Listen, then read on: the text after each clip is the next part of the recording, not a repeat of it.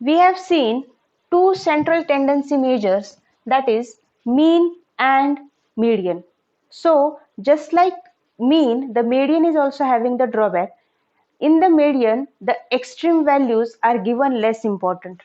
What am I saying? Suppose a cricketer has performed in say 20 matches, and in the 20 matches or 10 matches you can say, and the runs scored by them in the matches are in between 10 to 100, and if I try to arrange it in ascending order, suppose in one of the match he has scored 10, then 20, then say in some match 45, then again 45, then 50, then 60, then 61, 63, and then 70, and in one of the match he has scored 90.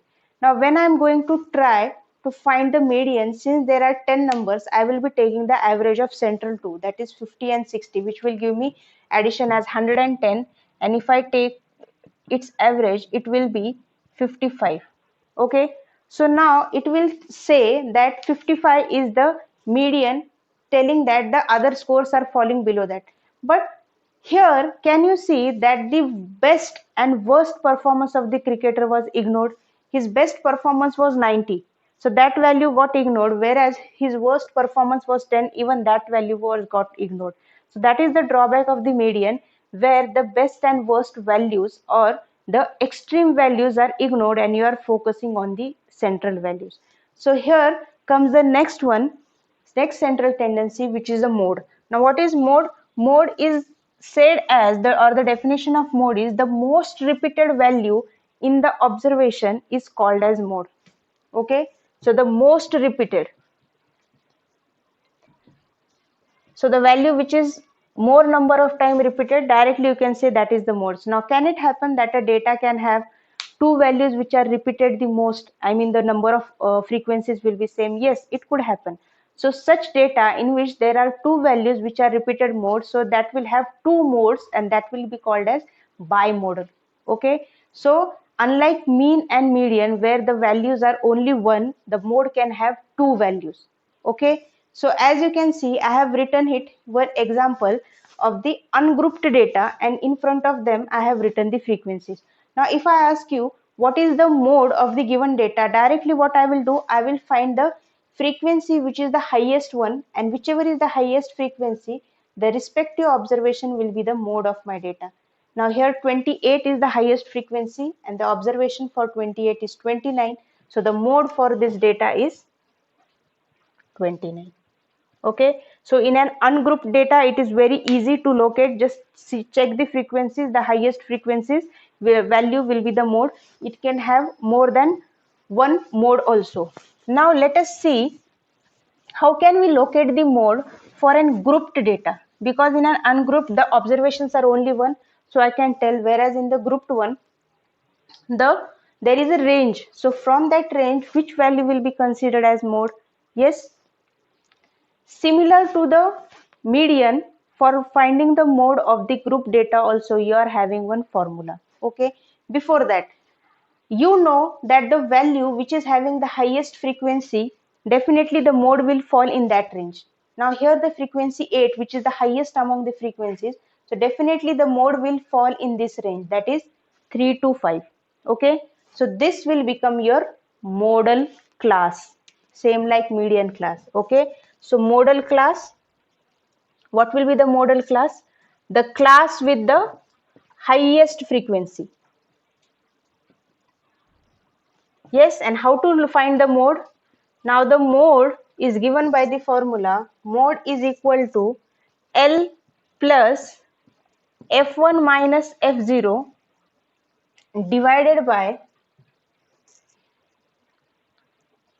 this whole term is in one bracket, so I will make a bracket like this, divided by 2F1 minus F0 minus F2 into H. Okay, so now similar to the variables which were present in median, what was L in median formula? It was the lower limit of median class. Here it will be lower limit of modal class. What next? What is F1? F1 is the frequency of modal class. What is F0? F0 is the frequency of preceding class, preceding to modal class. So frequency of preceding class. F2 frequency of succeeding class, succeeding to modal class, and H will be the class size. Okay, it is the similar to the median formula. So L and H will have the same conventions or same representations, whereas F1 is the frequency of modal class, F0 frequency of preceding class, F2 frequency of succeeding class. Now here let us go by this formula and find what is the mode. What is the modal class? The one with the highest frequency. So first we have to locate the modal class. So the one with highest frequency is 8. So my modal class will be 3 to 5. So here I will write, therefore my modal class is what? 3 to 5. Now let us find out these variables. L, lower limit of modal class, which is 3. F1, frequency of modal class. What is frequency of modal class? It is 8. What is F0? Frequency of the class preceding to modal class, that is 7. F2, frequency of class succeeding, that is 2. Whereas H is the class size, which is 5 minus 3 is 2. Okay, so we have got the values for all the variables. Now just put that values. Here I will write. So mode is equal to L plus, L is my 3 plus F1 is my 8 minus F0 is my 7 divided by 2 F1. So 2 times F1, that is 2 into 8, minus F0, which is 7, minus F2, which is 2, into class size, which is 2.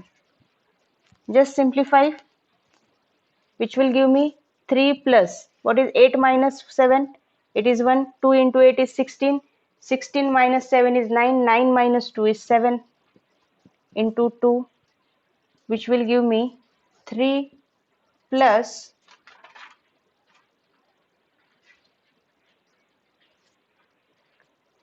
2 by 7, which will equal to 3 plus, if you divide this, 7 1s are 7, sorry, 7 2s are 14, remaining 6, 67, 8 is 56, so which is equal to 3.28.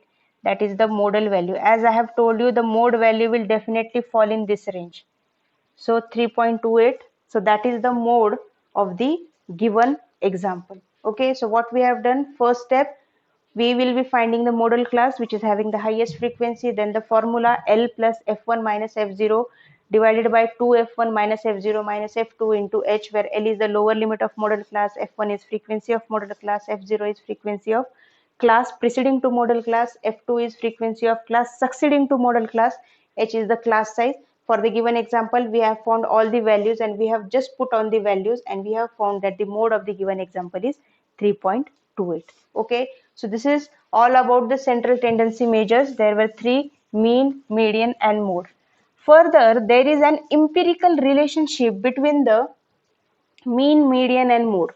So there is an empirical relationship between the all three central tendency measures, which is says that 3 times median